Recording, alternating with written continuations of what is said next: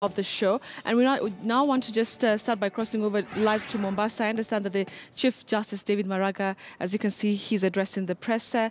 Let's just listen there to what he's saying. The issues that are likely to come and how we should handle them. So that one we have done. The judges and the magistrates are ready, and we will handle those petitions, many as they will be.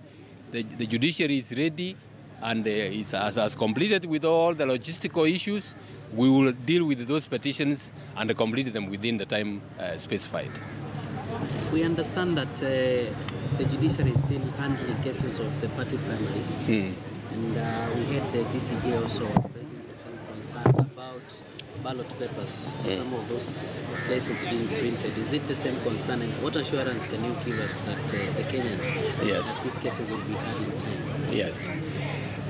Ladies and gentlemen, I want you to report us correctly, because when you give when you give a tweak to the statement I make, to suit perhaps or to be what you consider as news value, and it gives a completely different message, it is extremely unfair and wrong, because you like mislead the public.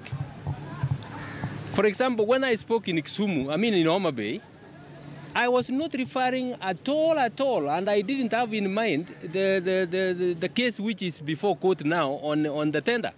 But that's what came out. What we are saying is we are dealing with cases that have come. The law has not set a limit, but we know that it is going to create problems for if we continue going on, and we have no choice. We are dealing with them as they come, and we will continue dealing with them until we finalize them. That may upset. Assume the IBC has printed ballot papers with a name of a governor on it. And then there is a petition against that governor, and it has come to court. That governor, according to the court, should not be on the ballot paper, or somebody else should be on the ballot paper. It becomes untidy to add the name of that person and all that. We are endeavoring to do our best so that we don't cause problems for IBC. But inevitably, there is not much we can do. We have to deal with those cases. And as soon as, as they come, even up to this morning, the DCJ was allocating judges to deal with those appeals arising from primaries. But we are dealing with them and from nominations. From nominations. The IBC, primaries are done from IBC nominations. So we are dealing with them, and we will complete them. Yes. An interesting discussion on a different issue, on the question of transgender and intersex. What can Kenyans expect from this colloquium as regards that topic? That is an issue, that's a matter in the Constitution. The judiciary don't decide on issues that are there in the Constitution. The judiciary interprets the Constitution and states what is there to be done. Everybody has a right, whether whatever his views are. Some people may not like their views, but they have got to be given their human rights. Transgender, and I've said this before, there are some people who find themselves in that position. They are born with their genders not distinct. You want us to cast those people out of society? They have to be given their rights. There are others who have decided, to change their genders out of their own volition. That is their own choice. We deal with those cases as they come. We deal with those cases as they come and uphold the rights of individuals.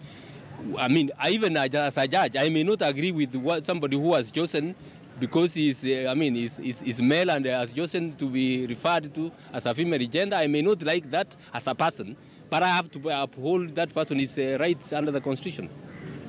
I have two questions. Yes. One, there's perception outside where we are that the future is divided. I like to respond.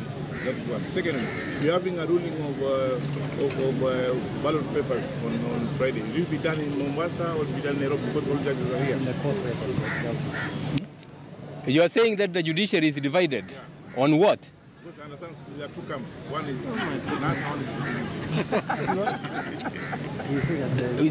that there is a division of the judiciary on political lines. Yeah. Those are creations you are making. I have not heard anything of the kind. I have not heard anything of the kind. The judiciary is not divided. The judiciary has no political linings. We deal with the issues that come before us. Ladies and gentlemen, please remember the political contestation is normal. The parties and the candidates fight for their positions. When they bring their disputes before us, we decide those disputes on the basis of the law and the evidence presented before us. There is nothing like, a judicial officer being aligned to one party or the other. Give me one example where anybody has been aligned. Yeah? Those are perceptions of creations of people out there which have no basis whatsoever. We don't have them in the judiciary ourselves. The second question, all judges are here. Are you doing the ruling on Nairobi here? The ruling will be delivered in the court where the matter was heard. Yeah. So, prepare if you to go to Nairobi, the ruling will be delivered there, and then you can report on it. Maybe one question from me. Mine is the issue of the judicial transformation. The team here is sustaining. So far, since the transformation began, how far have you reached? Yes. Thank you. And maybe what will Kenyans expect from this? Thank you very much. The judiciary transformation was started by my predecessor, Honorable Justice Willy Mutunga. I didn't come to uproot all of that and start all over again. That's why I have come up with sustaining judiciary transformation. We are proceeding forward. The focus is on a service delivery. We have issues here and there which delay justice. That's what we are focusing on. We are, as we proceed, for example, we are now seriously trying to get digitization of our records, and already we have started that on a pilot basis, and we are going on. So, as we have stated in that blueprint, we want to clear, for example, all cases more than 5 years old by the end of next year. And as the years progress, we will deal with the oldest case in the system and continue as we deal with the current ones which are urgent. So that is the operation we want to involve in. But mine is just, what was your message rather to the judges and also magistrates who are not here about handling of the disputes that will arise? What is the expectation of the judiciary? My message to the judicial officers is that political parties, candidates are fighting for their rights. They are pulling each other. The judiciary is here, and this is a critical moment in our nation. The judiciary is here to hold the country together. That is my message to the judges and present here, and that's the message I gave even to the magistrates, that we should do our best to hold the country together. We should not be aligned to any of the political alignments.